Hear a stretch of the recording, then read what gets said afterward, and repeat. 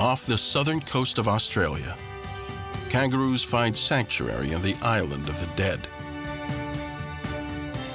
Just up the shore, an unlikely neighbor populates a picturesque beach.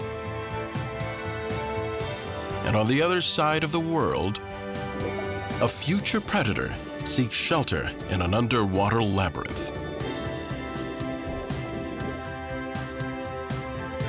At their most delicate times, the seeds of an empire grow. The safety a sanctuary provides is essential to survival.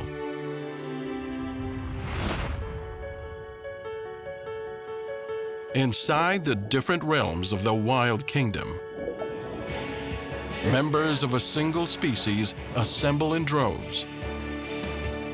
And one flock, herd, or troop reigns supreme. These are the world's great animal empires.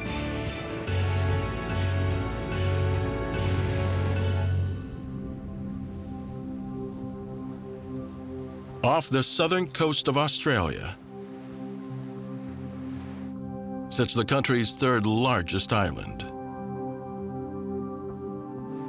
While the rugged shoreline and vast ocean sprawl make for beautiful vistas,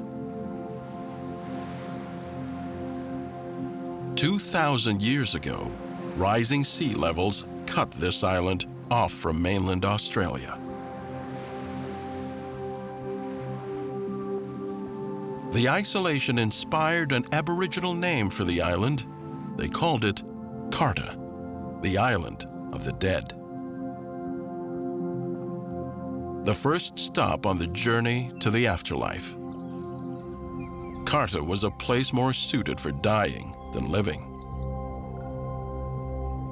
With limited access to fresh water and a lack of large game animals, few European explorers attempted to make settlements. One group of settlers, though, did make it here in abundance.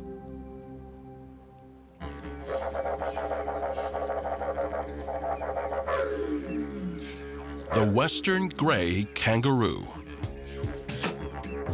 Their empire was so successful that they gave this place its English name,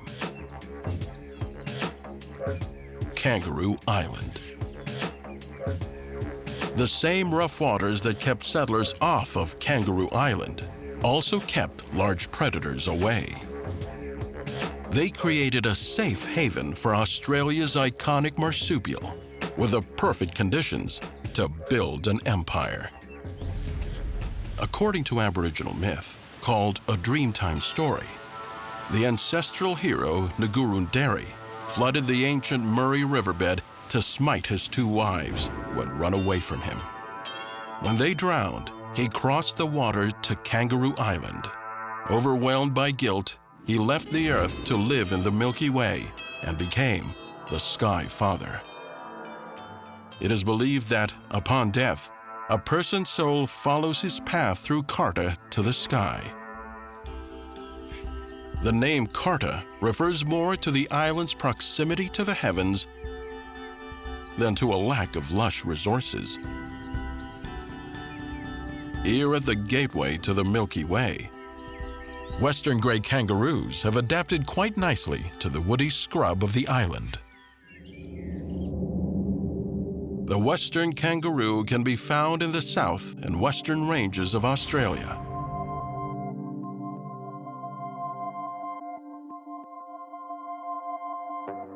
With an estimated 2.5 million in the wild, they are Australia's second most numerous kangaroo species. Surrounded by the sea, this joey basks in the embrace of the island's protection. Joeys like this one are live-born. The first year of his life is an important and fragile time.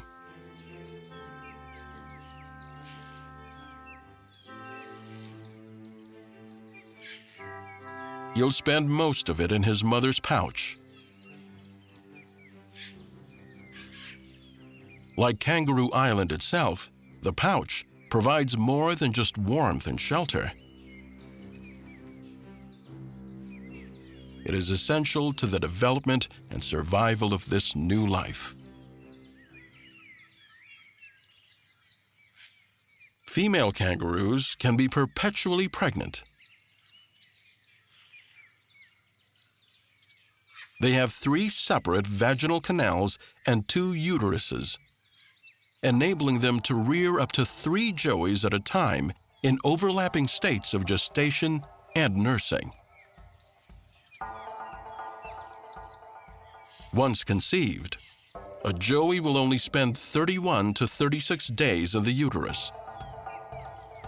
After that, the joey, still an embryo, is born. At birth, he is only the size of a jelly bean. With just his front legs and no eyes or ears, he must make the 15-centimeter trek through his mother's fur to her pouch. This important journey usually takes about 3 hours. Once safely inside the pouch, the joey finds a teat and latches on, not letting go for up to 34 weeks. It is here that most of his development takes place. Once the newborn joey has made his way to the pouch, his older sibling, who may still be nursing, is no longer allowed inside. It can be a bumpy transition.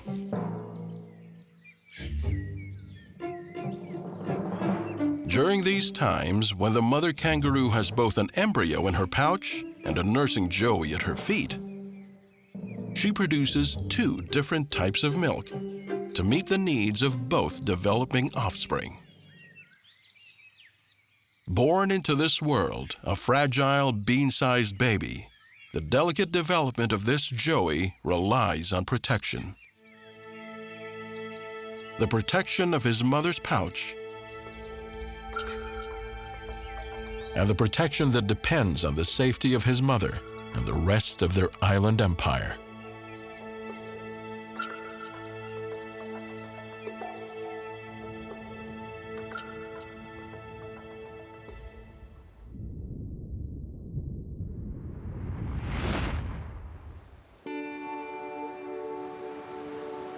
Southeast of Kangaroo Island, along the Australian coast, is one of the southernmost points of civilization on Earth. Phillip Island.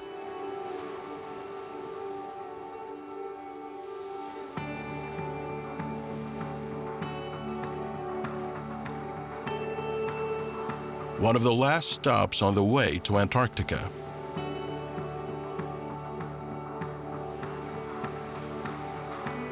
The cold ocean breezes keep the climate cooler than the rest of Australia.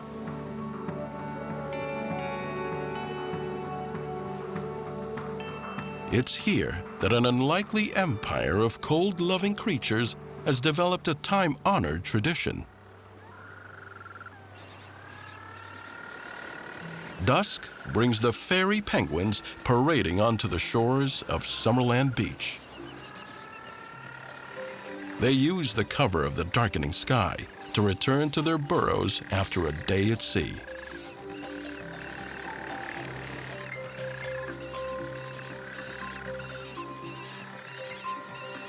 These blue-feathered flightless birds are the smallest species of penguin, earning them the nicknames little or blue penguins. While some fairy penguins have been spotted on the southern coastlines of Chile and South Africa, most are found in Australia and New Zealand, where up to 600,000 find refuge along the shores. On land, penguins have a distinctively comical and clumsy appearance. But though their small wings and heavy marrow-filled bones may not allow them to be flyers, they help make them expert swimmers. Fairy penguins can travel up to 75 kilometers in the 15 hours they spend in the water each day. Their feet are positioned further back on their body, allowing for enhanced steering and stopping underwater. It's the combination of these feet and flippers, so particular to the penguin, that has created their signature walk. This hop and waddle endeared them to the public and ultimately helped save the fairy penguins of Phillip Island. In 2000, an oil spill threatened the penguin population here. The Phillip Island Penguin Foundation came up with an ingenious and adorable solution: sweaters. Donated sweaters not only provided warmth, they absorbed the oil on the penguins' feathers. Using them, they were able to save more than 96% of the penguins affected by the spill. While oil spills, plastic pollution, and fishing nets claim a considerable number of penguins, the open waters are also home to predators. Penguins make a great meal for sea lions, sharks, bigger birds, and fur seals. 30,000 fur seals, 1/4 of the Australian seal population, live less than 10 kilometers down the coast. For protection from these predators, the penguins make their burrows at the top of grassy hills, an inland safe haven to grow their empire. It's a long nightly waddle from the shore. Many have partially digested food in their stomachs, destined for their babies' mouths. The chicks wait near their burrows impatiently.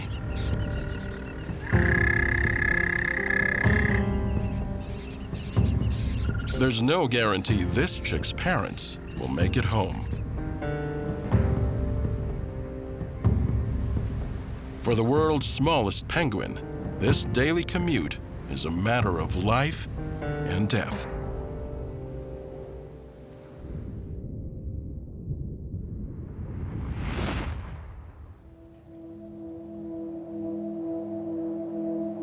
On the other side of the world, in the warm waters of the Bahamas, the Bimini Islands sit in a world of their own, closer to Miami than Nassau. Along the shores of Bimini grows one of the most important forest types in the world: mangroves.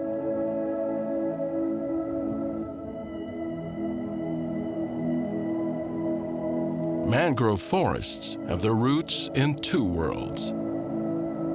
They live on land, but also in the sea.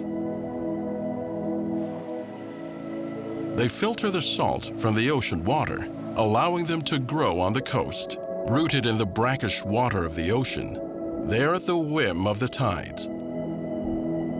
They protect fragile strips of land from hurricanes and tsunamis, filter sediment for nearby coral reefs, and provide an important sanctuary for breeding tropical fish. But they also provide sanctuary for their predators. Before they are big enough to rule the deep waters off the coast, an empire of juveniles also seeks out the protective labyrinth of the mangrove roots: lemon sharks. This nursery will remain an important place throughout their life. Lemon sharks prefer the warm enclaves provided by the coral reefs, mangroves, and bays of the tropical Western Atlantic Ocean.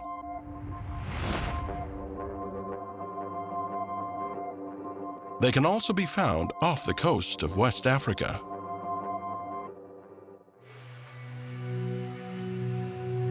Lemon sharks breed in the spring and summer months.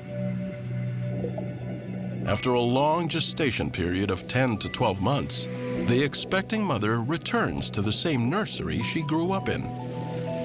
Lemon sharks are viviparous. They give birth to live young. Each mother will have between 4 and 17 live, free-swimming pups. Though they will become some of the largest sharks in the sea, growing up to 2.5 meters, lemon sharks are much slower to gain maturity than most fish or even other sharks.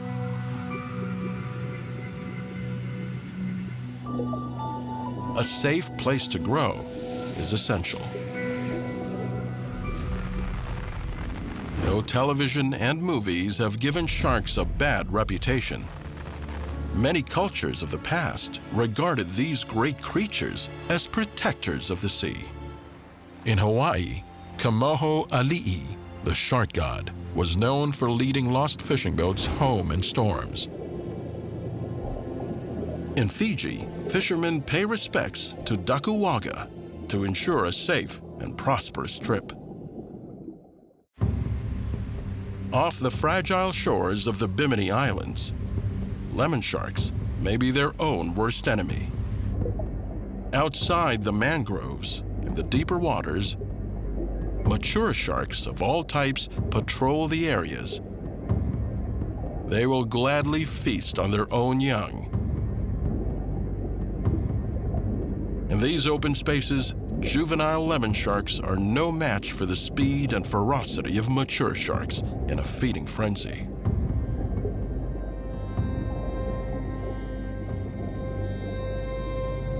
But in the tight confines of the roots of the mangrove forest, where shallow water and a tight labyrinth of roots make access impossible for larger predators, juvenile lemon sharks can rule the roost.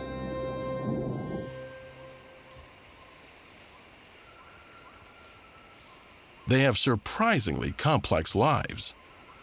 Lemon sharks love to socialize.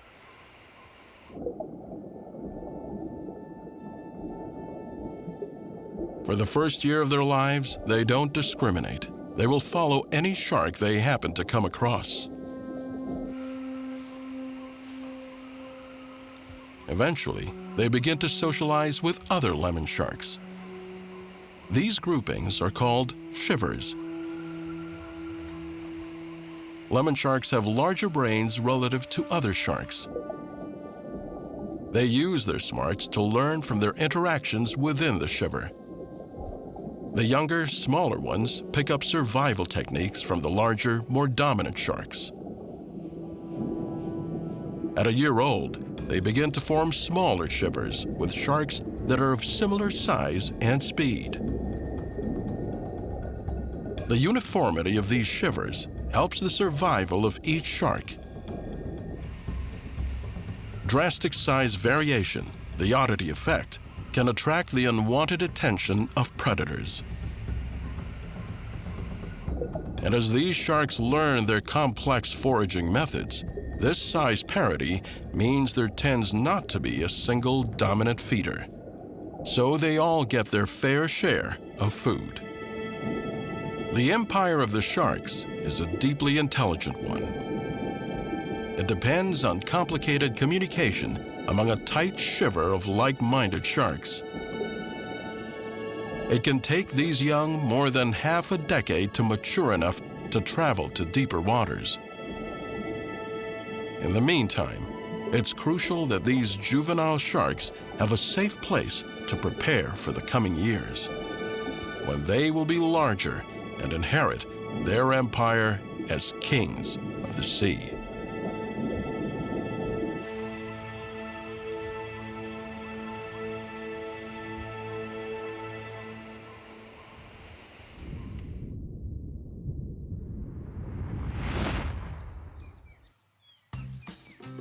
To most living outside the country, there's nothing more Australian than the kangaroo.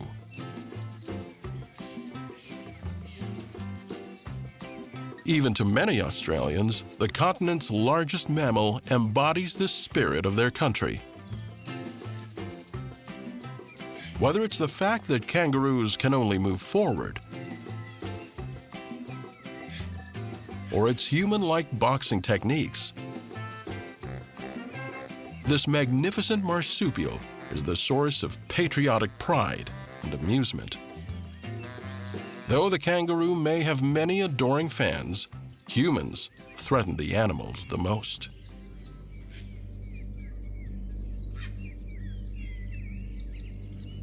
Outside the protected boundaries of Kangaroo Island, human development is by far the largest threat to the entire kangaroo species.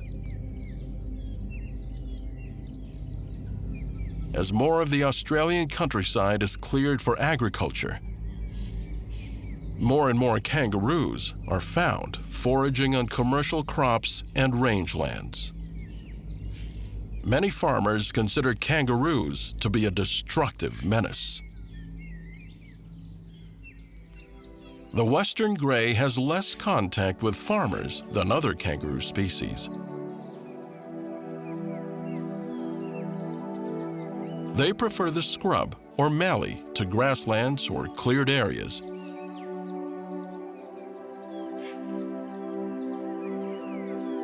Even after they've fully foraged a wooded area, they will often avoid farmers' crops.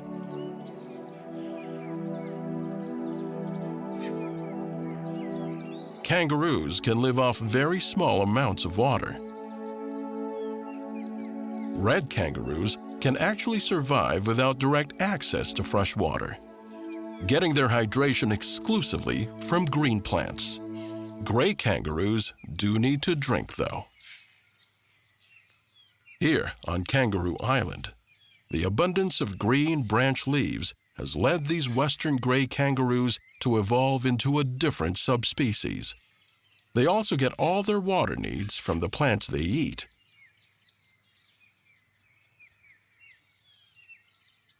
With longer arms, they can reach the top of bushes. Western grays are also much more selective when they browse. They avoid plant species high in tannins and salt, helping to maximize nutritional intake and avoid dehydration. Since there's still no development on Kangaroo Island, humans are no threat to the western grays. But even in this marsupial motherland,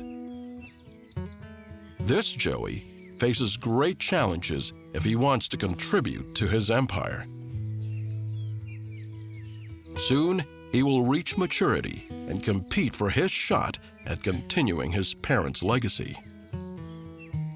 For in order to continue the empire on Kangaroo Island, he must mate and create the next generation.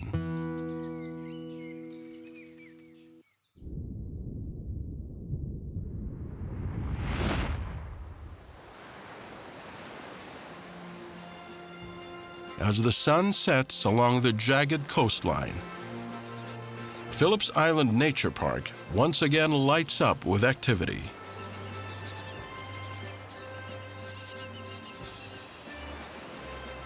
The patterns of the penguin empire are so ingrained in their behavior, the majority of the 6,000-strong colony arrives within 50 minutes of sunset. Instinct tells them that there is strength in numbers.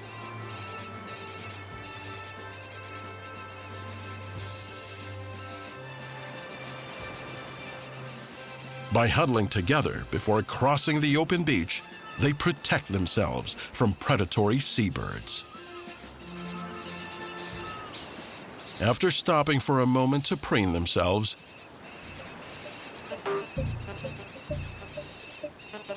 they cautiously waddle across the beach, keeping close to each other.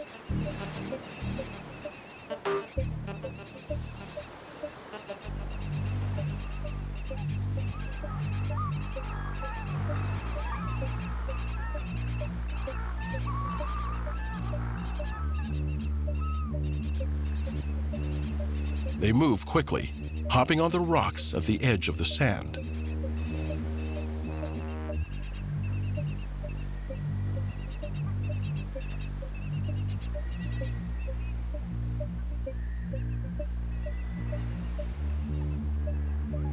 as they get into the safety of the bush and tall grass. They follow familiar paths to their burrows.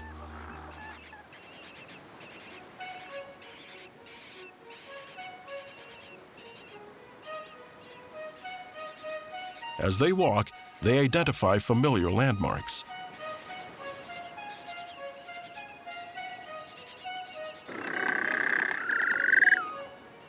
And stop to listen for a partner or offspring calling them home.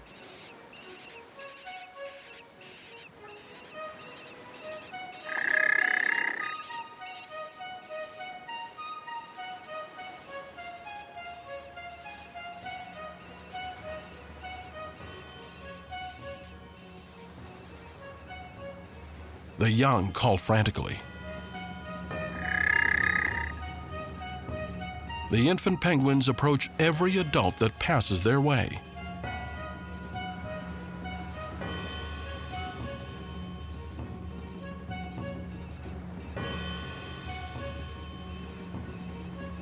But the mother has eyes for her chick only.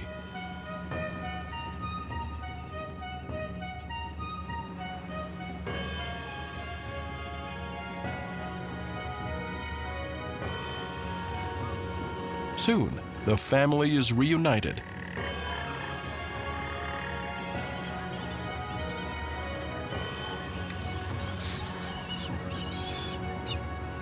And the chick enjoys her supper.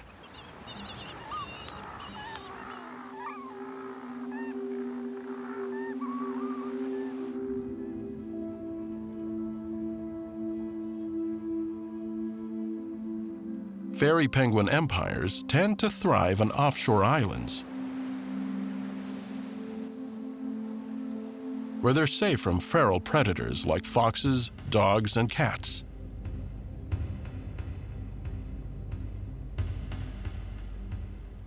These introduced animals have been known to single-handedly wipe out penguin colonies. The fairy penguins are so small that on the mainland, in places like St. Kilda, even large rats pose a serious threat. Here on Phillip Island, the nature park has taken proactive measures to prevent predation. Foxes are trapped and removed. Dogs and cats are strictly prohibited. On Phillip Island, the fairy penguins excavate their burrows in the shrubs close to the shore. Beach development once threatened these dens. But for the past 70 years, residential properties have been converted back into wildlands.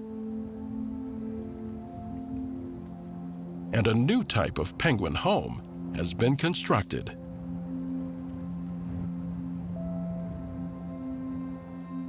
These simple man-made burrows have helped kickstart the reclamation of nature on Phillip Island.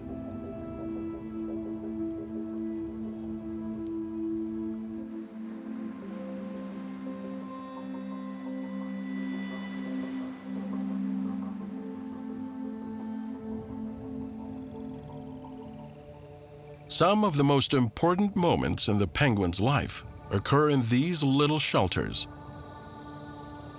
In spring or fall, the female penguins lay their usual clutch of 2 eggs. For the next 33 to 37 days, both parents will take alternating shifts of 1 to 2 days incubating the eggs while the other ventures into the sea.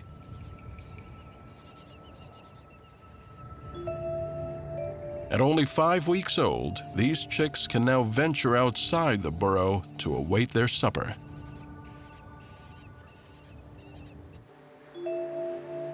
In less than 3 weeks, they will be joining the rest of the penguin empire in the water. The burrow is for more than mating and raising chicks. It also provides shelter during molting season. Since feathers cannot heal, damaged or old feathers are dropped during the molt, and brand new feathers come in to replace them. Having finally grown its outside feathers, this chick is ready to molt for the first time. The penguin's outside feathers are hard and smooth for streamlined swimming and protection from the wind. Underneath, they have a layer of short, fluffy down feathers that provide insulation in the cold waters of the Indian Ocean. Since small holes in their underlayer can cause hypothermia, this chick will return every autumn to molt again, ensuring a full, healthy set of feathers. Safe from the threat of predators.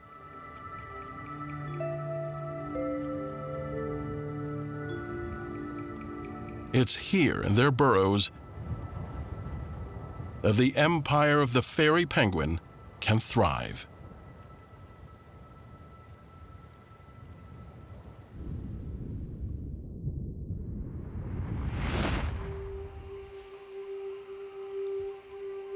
In the shallow waters of the Bahamas lie endless tracts of warm and shallow pools. And it's in these warm waters that the lemon sharks feed. Lemon sharks take longer to digest their food than most sharks.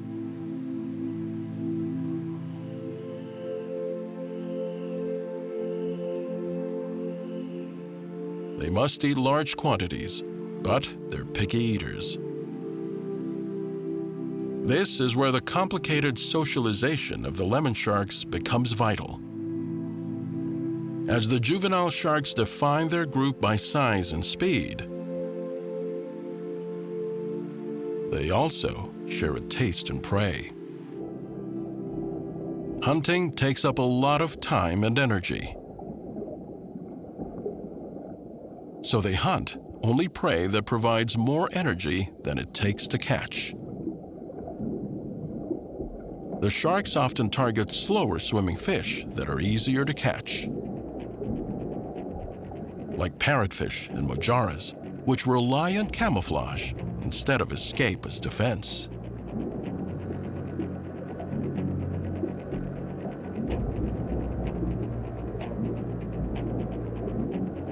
While on the hunt, lemon sharks stalk their prey in packs. They will direct schools of fish along the shoreline. When they are ready to attack, they swim at their prey aggressively, biting them and moving from side to side, tearing off chunks of flesh.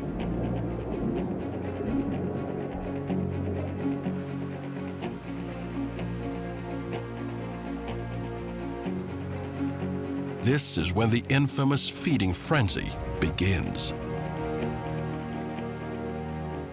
Shark legend says that blood in the water heightens the frenzy. But studies done on lemon sharks and bimini suggest that these sharks react more to the aggressive movements of the first feeding shark than the blood itself.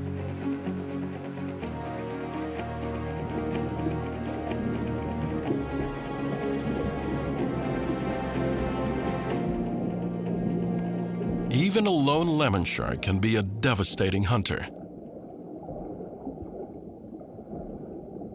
Like many sharks, they have a series of jelly-filled pores throughout their head and around their gills. These electroreceptors, called ampullae of Lorenzini, can measure electrical currents as weak as 5 billionths of a volt. Since all living creatures produce an electrical field when their muscles contract, the lemon shark can sense their prey even if they can't see it.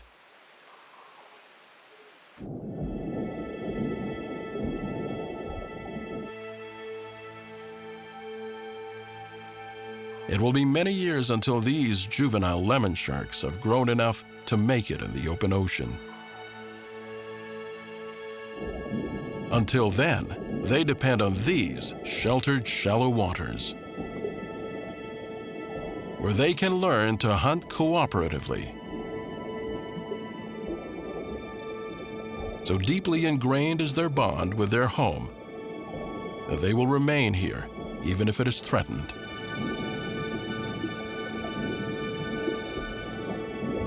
For these sharks, the health of their sanctuary is the health of their empire.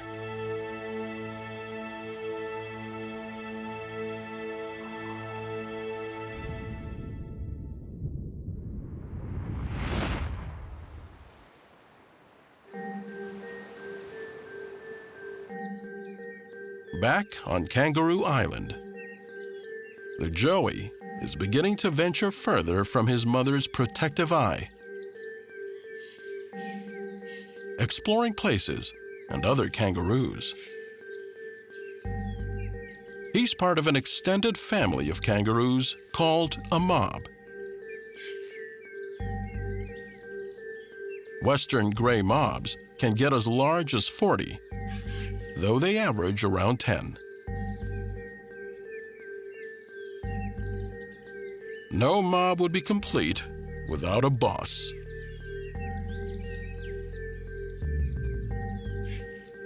The largest, strongest male is the boomer.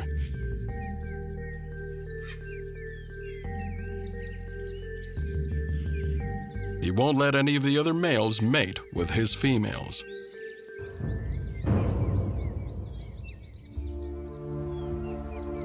He sniffs around for any opportunity to mate, hoping to find a female in heat.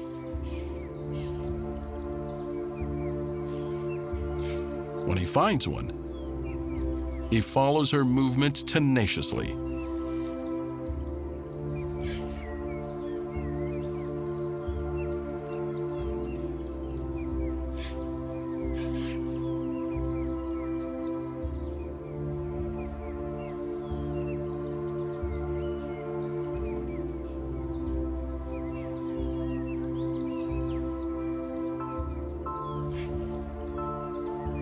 After some pursuit, she stops and shows interest.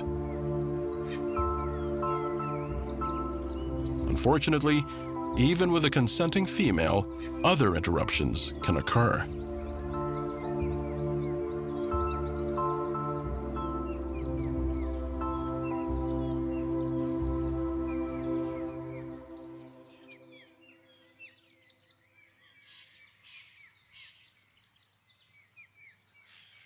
Next fall, this joey will break off from the larger group and join the mob of males.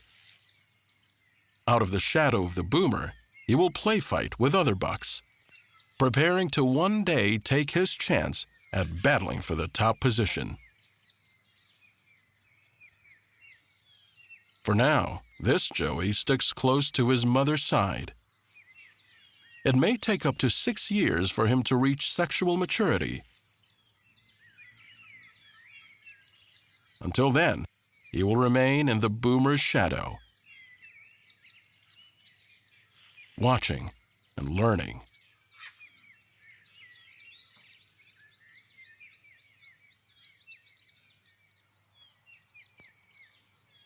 But also trying to avoid the bigger males in the mob.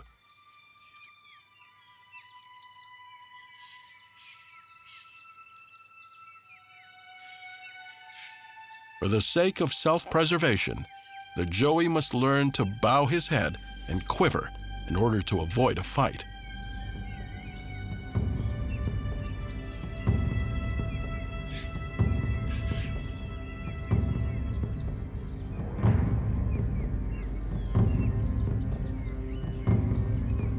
But life's lessons are often taught the hard way.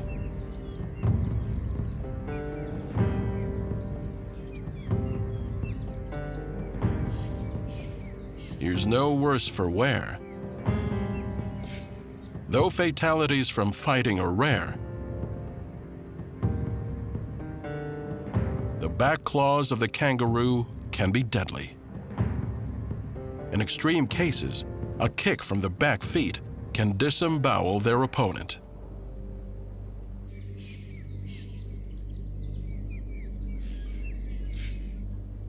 Still, human activity, hunting, or habitat destruction is still the largest cause of kangaroo deaths in Australia. Sparring with the other males helps this joey learn the hierarchy of the group. If he's lucky, one day he'll be the leader of this mob. Protected from the destructive force of the bulldozer and rifle, by the rugged sea and jagged shores surrounding his home,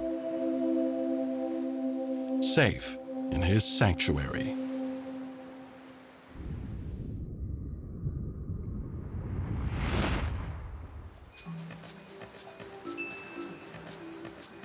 Every year, between July and December, the fairy penguin chicks that are sexually mature, 2 years old for females and 3 years old for males, look to find a partner to mate with.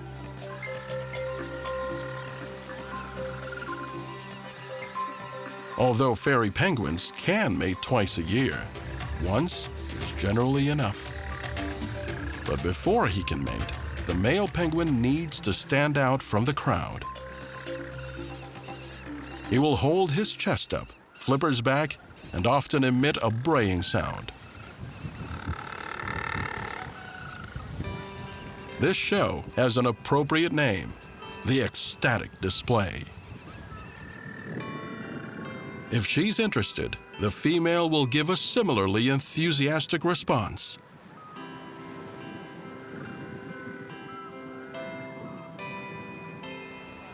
Mutual ecstatic displays often lead to preening.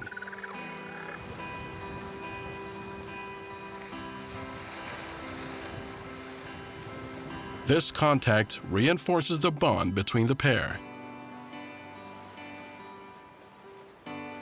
A bond that will be crucial if they are to successfully raise chicks in the future. Once the pair has bonded, they head for the privacy of the nest.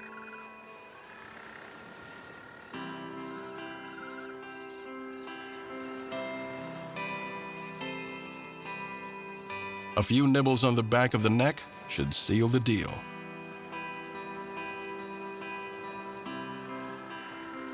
If all goes well, she lies down,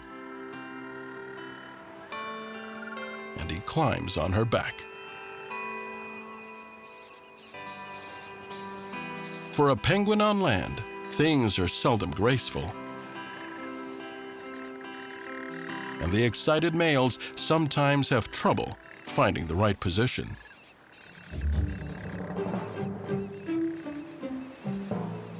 Copulation takes mere seconds. It has to.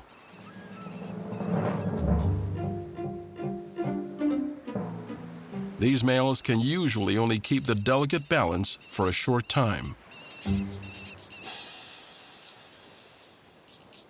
The penguin couple will remain monogamous until the chick has successfully entered the water with the rest of the adults at around 7 or 8 weeks old. Then, the parents often go their separate ways until the next breeding season. Though they may find a new partner next breeding season, the majority of fairy penguins will return here year after year. And as long as the Phillip Island Nature Park remains, the fairy penguins, strong enough to survive the dangers of the Indian Ocean, will have a safe haven waiting, where they will create and nurture the next generation of their empire.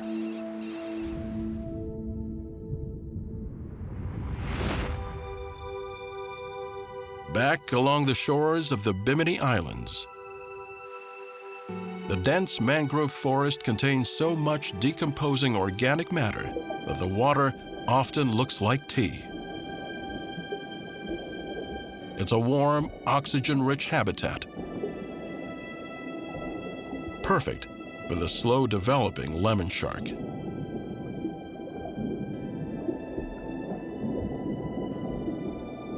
Their eyes have special evolutionary features that allow them to navigate and hunt in the murky waters.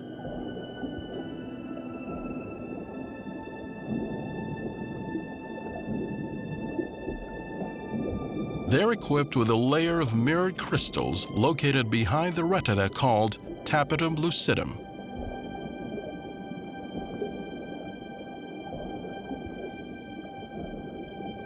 This layer allows the shark to see light a second time as it passes and reflects back through the retina.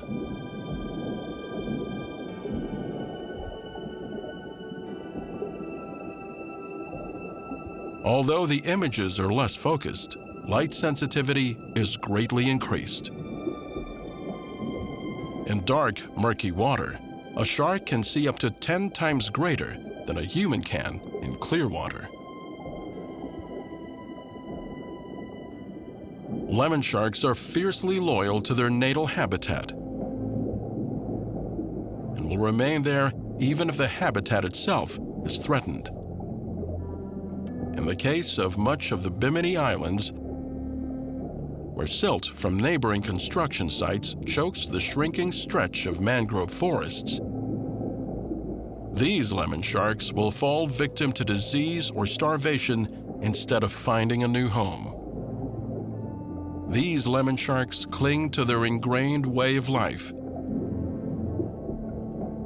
For better or worse, their sanctuary is an essential component of the lemon shark empire.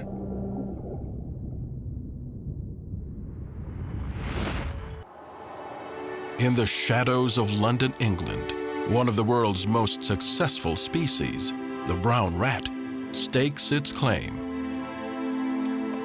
A continent away, the sea lions of San Francisco's Pier 39 take a different tack, hauling out en masse in the light of day. And just outside Melbourne, Australia, fruit bats forced from their native home take to the trees of a city park. In search of food and shelter, these uninvited guests use sheer numbers to secure new territory. Their very survival may depend on infesting a place where they're not welcome.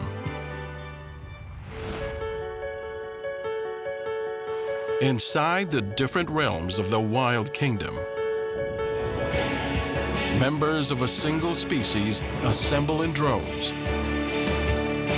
One flock, herd, or troop reign supreme.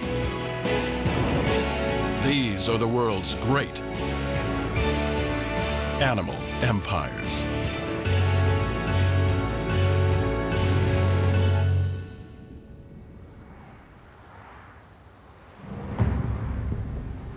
England is the most overcrowded major country in Europe.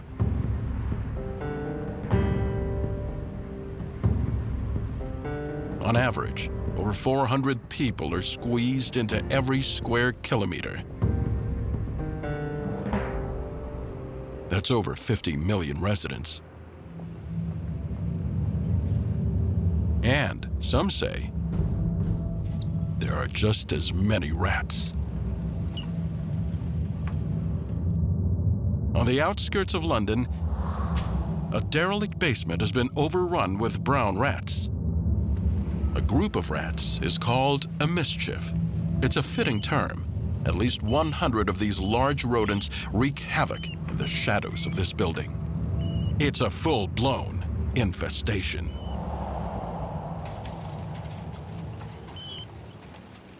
It was once believed that there was one rat for every person in the UK. Scientists suggest that it's more likely one for every 6 people, but that would still mean some 10 million rats.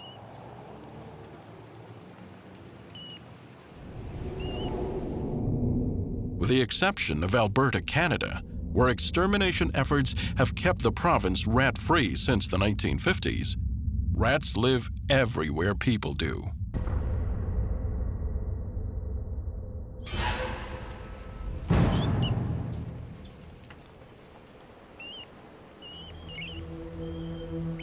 After humans, this is the most successful mammal on the planet, which makes it one of the world's greatest animal empires.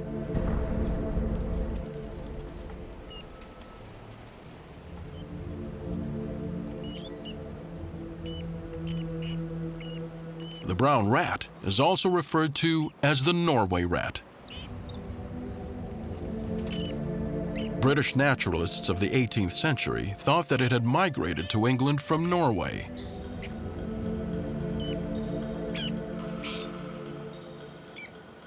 But the species, in fact, originated on the plains of Asia, in northern China and Mongolia. Sometime in the Middle Ages, they began boarding ships, traveling far and wide, and spread to the four corners of the globe. By that time, black rats had already spread to Europe during the Roman Empire and had firmly cemented their reputation as household pests. But the larger, more aggressive brown rats eventually took over, displacing their relatives. Brown rats eat a wider variety of food. The transition from wooden buildings to brick and tile construction also favored brown rats. They're much better diggers and can tunnel under walls, and left black rats out in the cold.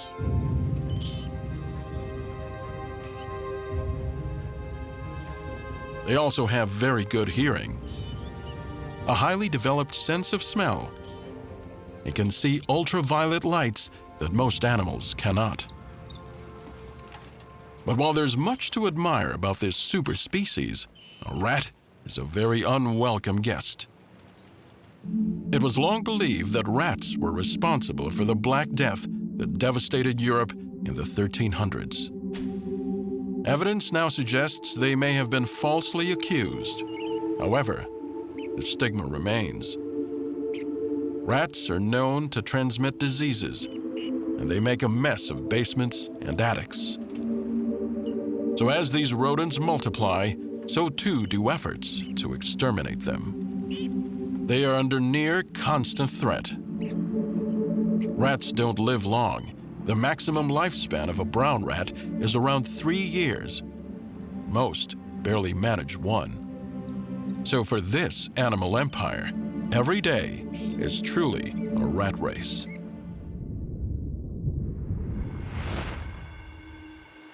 On the northern coast of California, the city of San Francisco is known for its historic icons like the Golden Gate Bridge and Alcatraz Prison. These landmarks, along with the region's moderate climate and easygoing pace, make it a popular place to live and visit.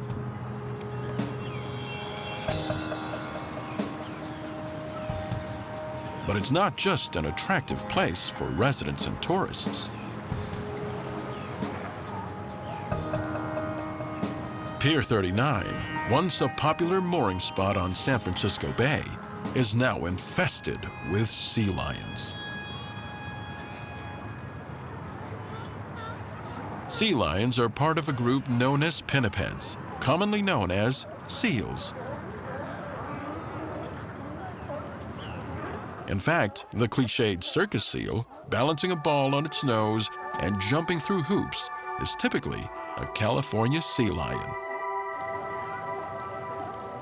Sea lions join fur seals to make up the family Otoridae, also known as eared seals. Unlike other seals, they have external ear flaps. In addition, you can tell the difference by the sea lion's proportionately larger foreflippers and pectoral muscles. Sea lions also have a long, thin ridge of bone running along the skull, known as a sagittal crest.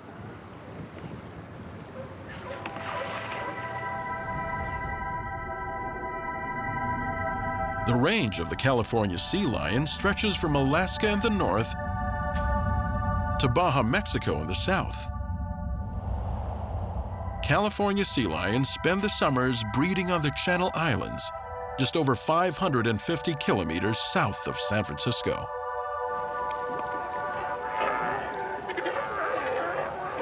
Once the breeding season is over, females stay close to the newborns on the islands.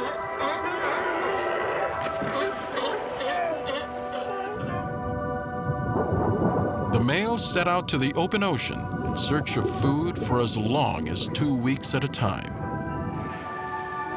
Between fishing trips, they need to rest or haul up on shore. Many do so on the beaches of Northern California. Large colonies are a fairly common sight along the coast, but less expected in the throng of a bustling metropolis. Pier 39 is in the heart of the city. It's smack dab in the middle of San Francisco's busy waterfront, sandwiched between restaurants, shops, and other attractions. Since 1989, sea lions have taken over Pier 39's K-Dock. The exact reason is unknown. It may be that it's simply a convenient rest stop between the breeding grounds to the south and the foraging waters to the north. Whatever the reason, the arrival of these boisterous bulls has become a seasonal event each winter. Their presence shuts down the pier to boat traffic. And this hauling out has become an inner-city infestation.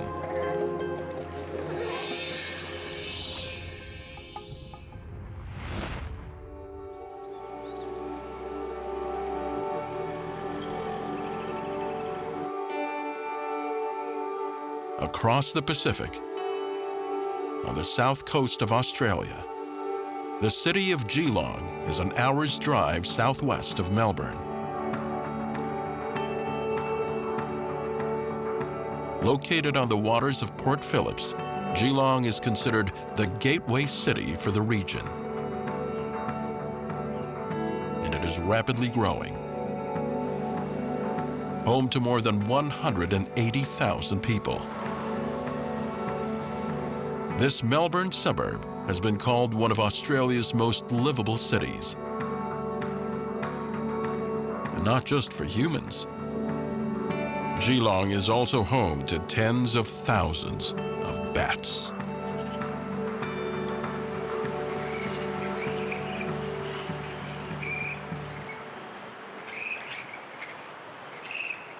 The gray-headed flying fox comes by its name honestly. It looks a lot like its namesake. But it is indeed a bat, and a big bat at that. The largest in Australia and one of the largest in the world.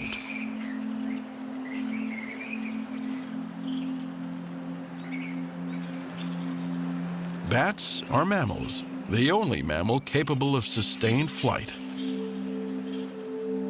Bats belong to the order Chiroptera, which literally means hand wing.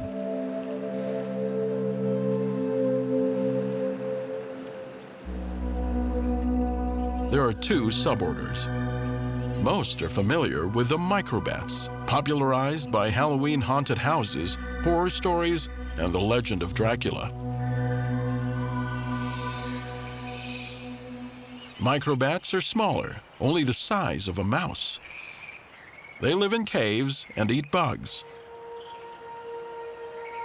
They also use echolocation to find their prey, calling out and using the echo that bounces back to navigate. The gray-headed flying fox, on the other hand, is a megabat. It's not only larger, but it also has good eyesight and a superior sense of smell. This is their food of choice, fruit. In fact, they're commonly known as fruit bats. And instead of caves, they live in trees.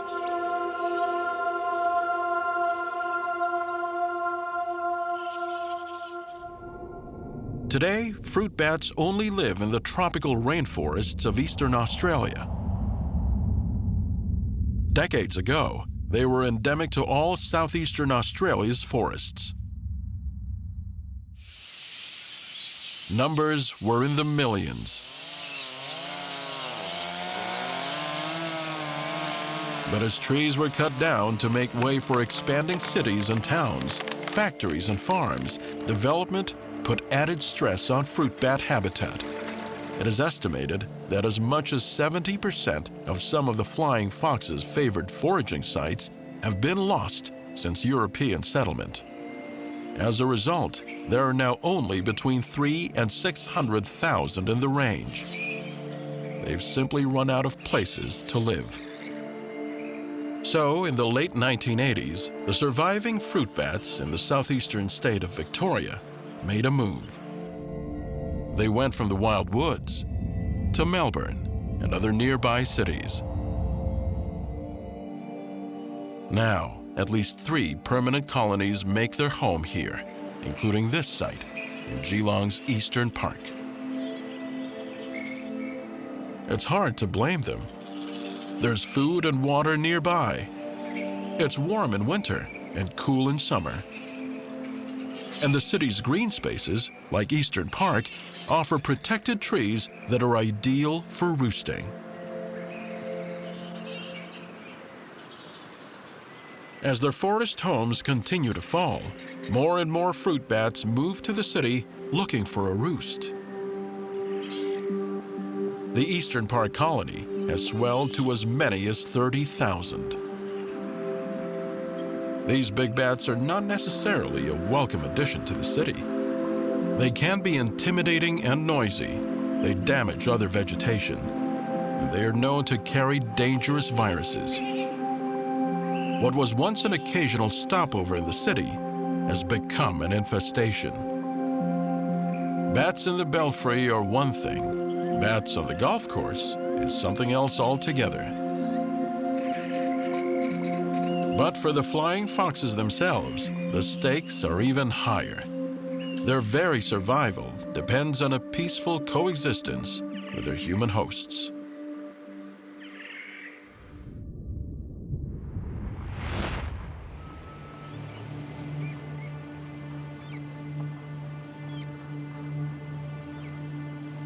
Great Britain's rat population doesn't have quite the same housing problem as the fruit bats. While Australia's bat-friendly forests are scarce, Britain offers more than enough suitable habitats for rats. There are plenty of sewers, garbage-filled alleyways, and bleak building basements to choose from. Rats will live pretty much anywhere they can find food. And they'll eat just about anything. Rats are true omnivores. They prefer grains and meat, but studies have shown that rats aren't picky. Scrambled eggs, macaroni and cheese, pet food, and even leftover fruit. They'll eat whatever happens to be around. Once rats identify a source of food, they first need to gain access. It doesn't take much to make an entrance. With a collapsible ribcage that's hinged at the spine, they can squeeze through cracks half their size. If a rat can get its head through a hole, the rest will follow. They can also enter through plumbing pipes, either by using their razor-sharp claws and excellent balance to climb up the outside, or use their superior swimming skills on the inside. They are such good swimmers, they can tread water for hours on end. And yes, they can even enter a building through a toilet. Once inside, rats start making their home by burrowing. In some cases, this means digging underground and making tunnels. In others, they collect nesting materials, insulation, straw, and any lightweight material they can use to create an enclosure. Burrows provide the pack with shelter and food storage,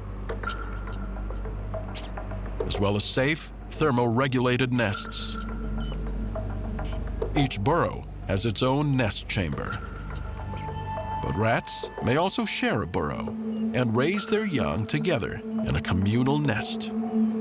They connect their burrow to others made by their relatives, It's a system of 1 to 6 little burrows, not unlike families that choose to live in the same village. After a few days, a second entrance, called a bolt hole, is added by digging from below. It serves as an emergency exit in case the burrow is invaded. Once the first burrow is finished, rats will continue to add on, using the same pattern: dig a tunnel, empty out a cavity, add a bolt hole. Outside the burrow, brown rats tend to confine their movements to the same routes every day. Gradually, trails form on the surface. Rats don't like to go far. As long as food is available, they'll stay within 20 meters of their nest. It's a matter of avoiding risks.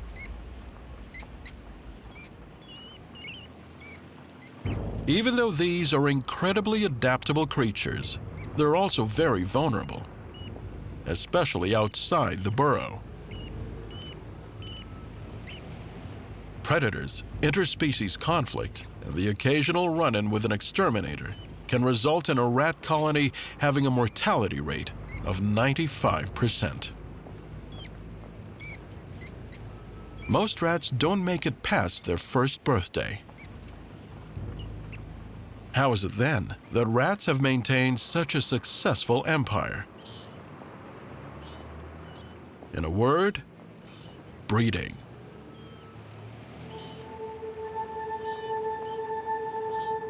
Rats reach sexual maturity at an early age, at just 5 weeks old, and usually start breeding at 2 months.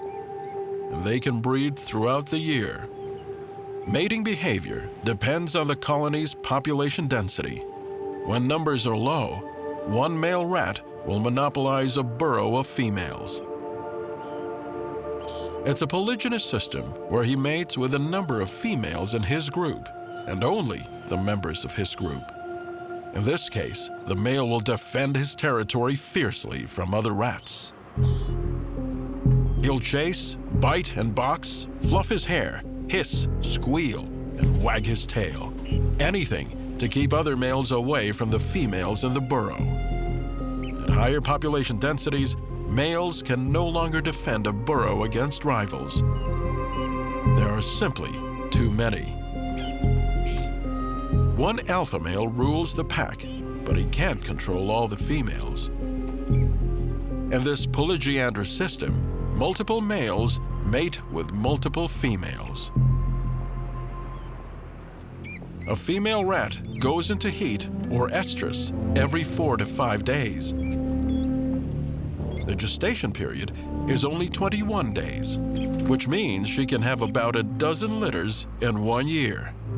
And each of those litters can have anywhere between 7 and 14 pups. Her offspring will start breeding within 2 months. And their offspring will be able to breed in another 2 months. That means one mating couple can produce as many as 15,000 descendants in a year if left to breed unchecked. At this rate, a few rats can quickly become an infestation, and an infestation can spell trouble. A crowded rat pack leads to increased competition and conflict, and can draw the unwanted attention of the local exterminator.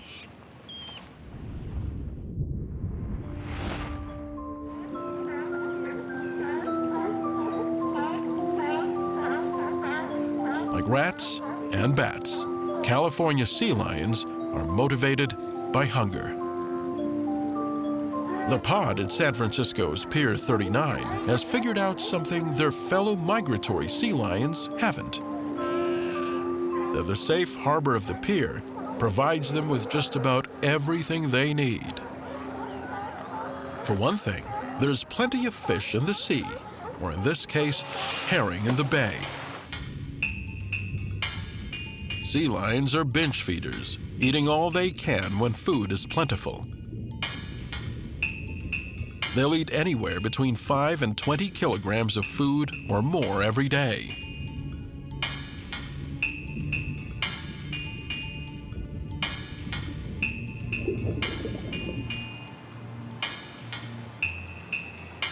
In addition to herring, they'll prey on some 50 species of marine life, including squids, octopuses, hake, salmon, and anchovy. They are excellent swimmers and can spend 15 hours at sea, diving up to 200 times. They hold their breath for up to 20 minutes and dive to depths of 200 meters.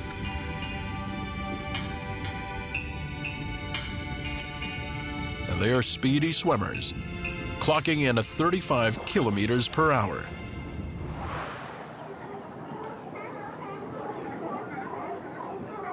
While the Pier 39 sea lions may not have to work so hard for a meal, they still need a spot to haul out and rest.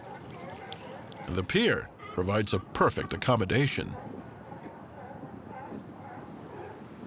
The docks rise and lower in the tide, saving them from having to move up and down from the rocks on the shore. It's not unusual for them to sleep 8 to 12 hours a day, and they fast for several days at a time. Sea lions are very gregarious social animals, so it's normal for large groups to haul out together.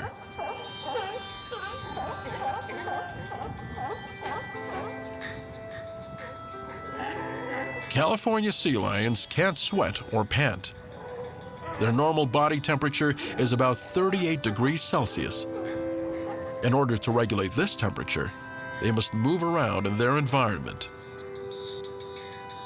When it's cold, a sea lion will cozy up to others to stay warm. If it gets too hot, he'll lift a flipper or fan himself. Sea lion flippers have many capillaries that can be cooled off by the wind when sunbathing. Of course, he can also take a dip in the bay. The pier is also a place to haul out, providing protection both from storms and predators like sharks and orcas.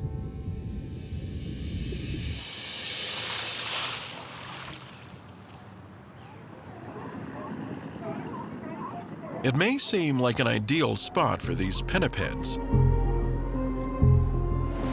That means it's a popular one too. On average, there can be up to 600 hauled up on a pier. A record 1,700 were counted in 2009. And there's not much room for a few hundred sea lions. These are massive marine mammals. A fully grown male averages more than 300 kilograms and is about 2.5 meters long. This is a boisterous bunch, prone to bickering. When it comes to prime real estate, sea lions aren't afraid to fight over who got there first, and more importantly, who gets to stay.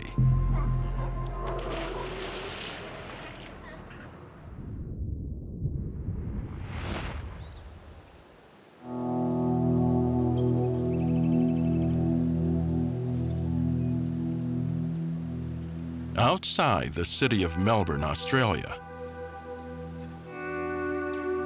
a colony of gray-headed flying foxes has taken over the trees of Geelong's Eastern Park. These fruit bats have both summer and winter roosting camps in the trees.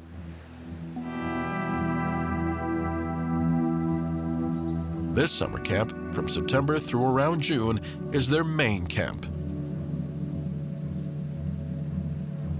During the day, hundreds hang from the branches high up in the trees. There's a good reason they hang upside down. Bats are top-heavy. The biggest bones and muscles are those used for flying.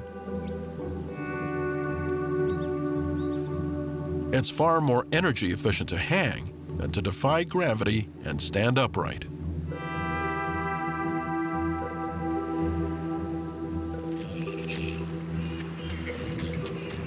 It's during these long summer days that they mate. Males set up mating territories, generally 3.5 body lengths along branches. Males fight for these territories. Those with the best locations, closer to the center, have access to more and better females. Males with lower rent spots may have only one mate, or they're stuck being bachelors. At the beginning of the mating season, adult females move in towards the male territories, where they become part of harems. The harem consists of a male and up to 5 females who come and go.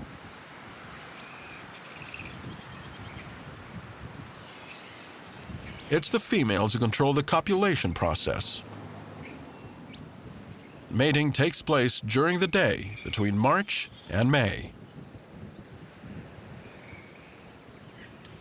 After about 6.5 months, babies, known as pups, are born. For the first 3 weeks, the pups are heavily dependent on their moms. Bat mothers provide milk and warmth for their babies, which cling to their moms for the first few weeks of life.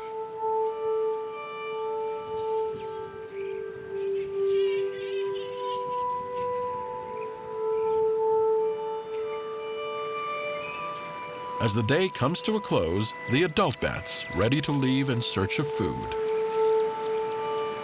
Pups that are not yet 3 weeks old will cling to their mothers when they go foraging. Older pups remain in the roost until they are weaned at about 6 months. Bachelors and lactating females leave the roost first. Mating males wait and guard their harem until all have left. It's a catch-22. Those that leave earlier have more time and light to work with. But this also makes them more vulnerable to predators like hawks and eagles. For each fruit bat, it's a decision that could very well determine whether they will survive the night.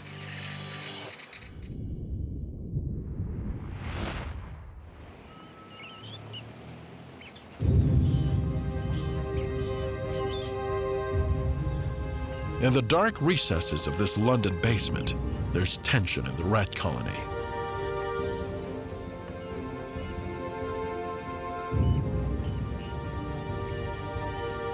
There may have been plenty of space when the infestation began.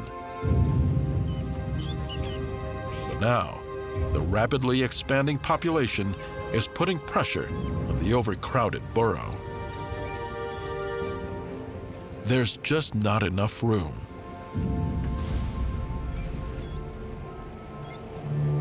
And now, there are even more mouths to feed. Even though most rats won't live past the age of 2 or 3, they're reproducing far faster than they're dying off. In just 4 months, this colony has grown by a factor of 10.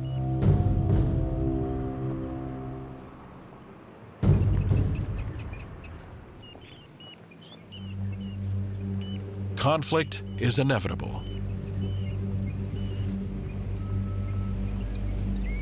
Crowded rats turn aggressive. The alpha male goes on the offensive. He attacks and pushes out lower-ranking males.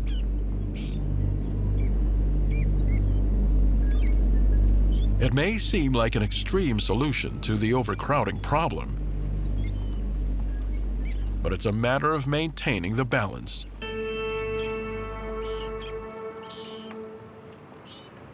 If it gets too crowded, the strong will drive weaker members out of the colony. If the population declines, the remaining rats simply increase their reproductive rate to restore numbers.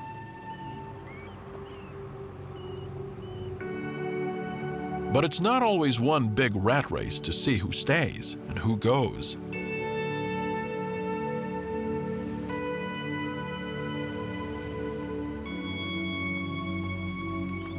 Studies have shown that rats also have the capacity to work together.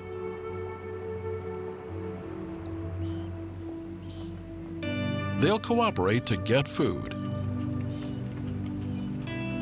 It's even suggested that a rat that has received help in the past is more likely to help another rat, even one that is unknown to him. In other words, cooperative rats don't just return favors, they also pay it forward. Scientists call this general reciprocation.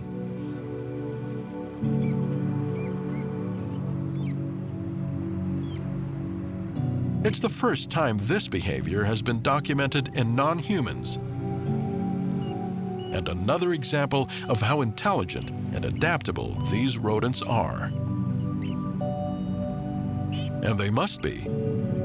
Though rats have the respect of researchers, and some even find a happy home as pets, they generally remain unwelcome house guests. Rats are under constant threat. And so, as the day breaks, the mischief settles safely back into the burrow.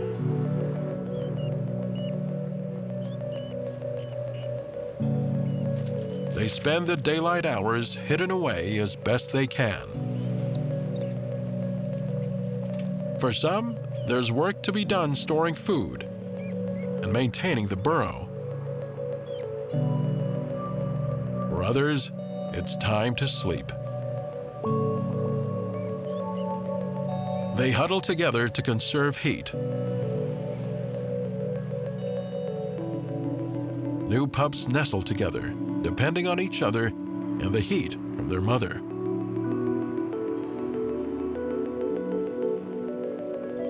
Once the young males are old enough, they will leave the nest and strike out on their own, setting off in search of new territory. And once again, beginning the cycle of infestation and expanding the empire.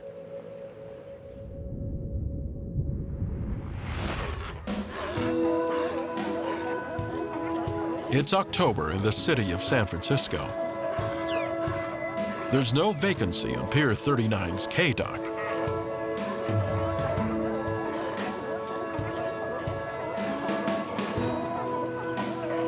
At its busiest, the pier may be home for 500 to 600 sea lions.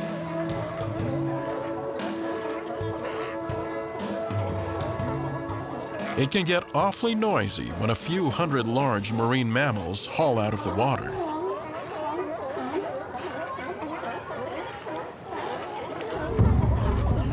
California sea lions are among the most vocal of all mammals.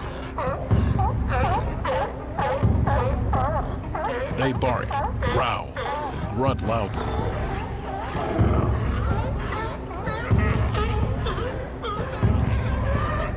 During the mating season, males will bark incessantly at each other as they clash over territory. These fights frequently turn physical. Breeding bulls will do whatever it takes to establish dominance and claim a harem. Here on Pier 39, during the non-breeding season, it's the young submissive males that are most aggressive. Bulls usually reach 10 years of age before they mate. When that time comes, they must be ready. So they train.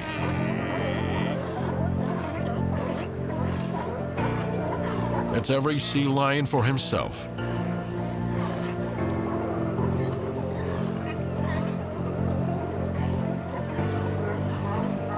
While some scuffles of the pier are over favored spots on the docks, most fights are between these juvenile males practicing the skills that they will need in the future.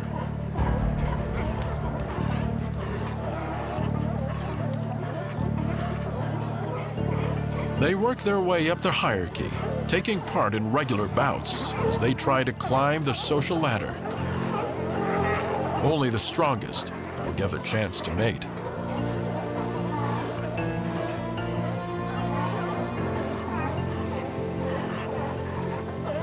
It's a rowdy affair.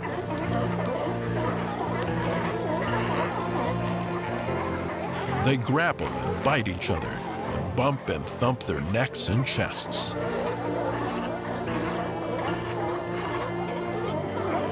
Though injuries are common, fatalities are rare.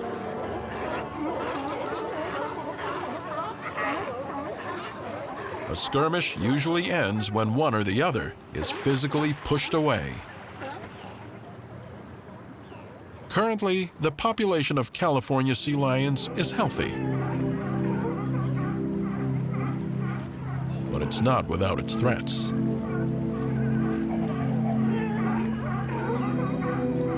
Foraging adults can become entangled in fish nets or plastic packaging materials, causing injury or even drowning. And the planet's changing climate is a growing concern.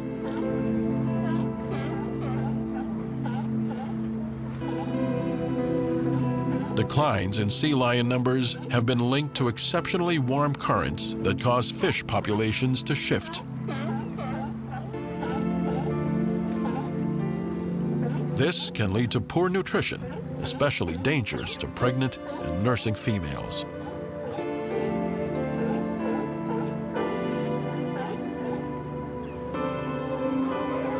These are increasing threats to the survival of the species.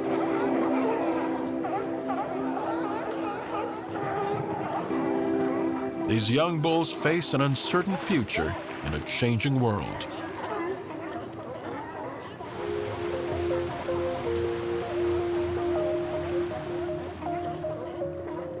When the summer is over, they will join the other adults as they make their way from Pier 39 back to the breeding grounds of the Channel Islands.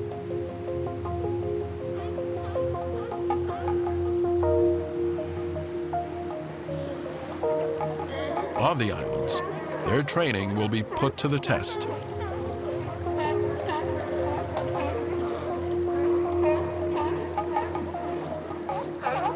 These young bulls will fight to win breeding rights, a chance to continue their lineage and ensure a future for their empire.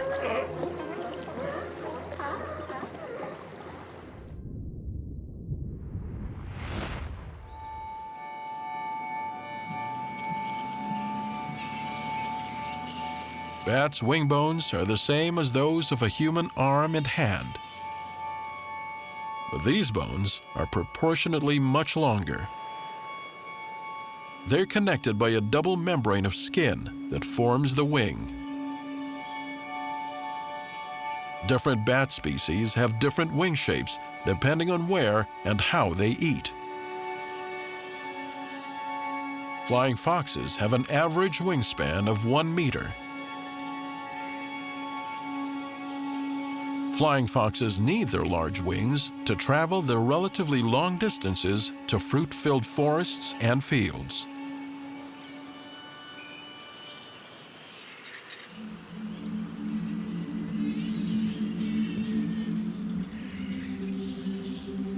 As day turns to dusk, the sky above Geelong's eastern park comes alive. The gray-headed flying foxes are setting off in search of food. When a wave of these large bats take flight, it quickly fills the sky. Their departure is an impressive sight.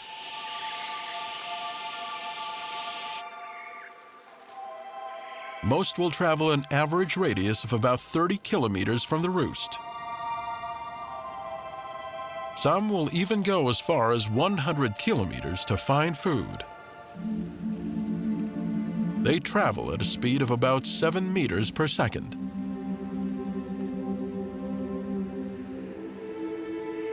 If conditions are right, they can ride the wind and travel twice as fast. And they have to hurry if they're to be back before sunup.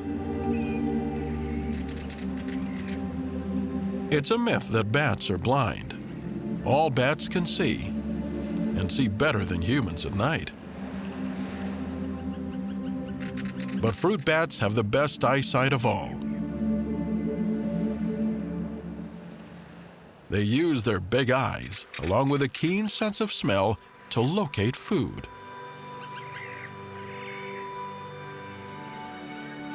Many of their food plants have blossoms that bats can see from above. They're on the lookout for the flowers of native trees, such as the many species of eucalyptus, as well as turpentines and paperbarks. And of course, fruit. Bananas, mangoes, dates, avocados, just about any kind of fruit will do. Far from the safety of the roost, these flying mammals are vulnerable. Out in the open air, predatory birds like hawks and eagles hunt the night sky. Weasels, snakes, and even cats prey upon fruit bats when they stop to rest or eat.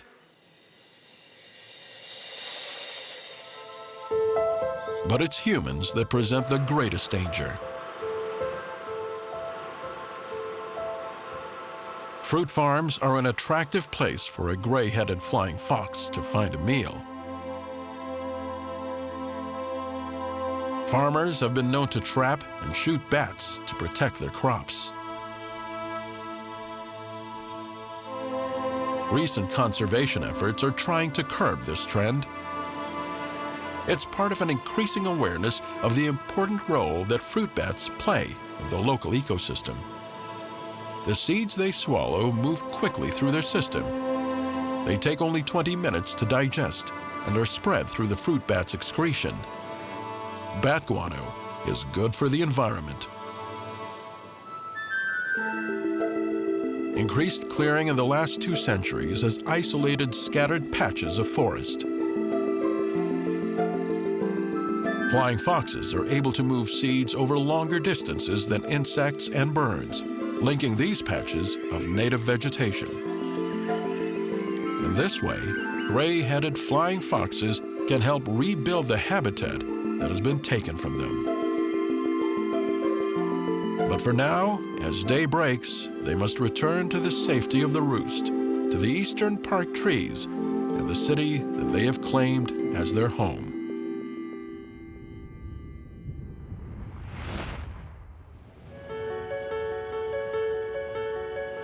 From the basements of Britain to bustling San Francisco Bay to the cities of southern Australia, every member of the wild kingdom depends on finding a suitable home. For rats, sea lions, and flying foxes, that means moving in where they may not be welcome. But whether invited or not, these species are simply struggling to survive, using strength in numbers to claim new territory and continue the legacy of their animal empires.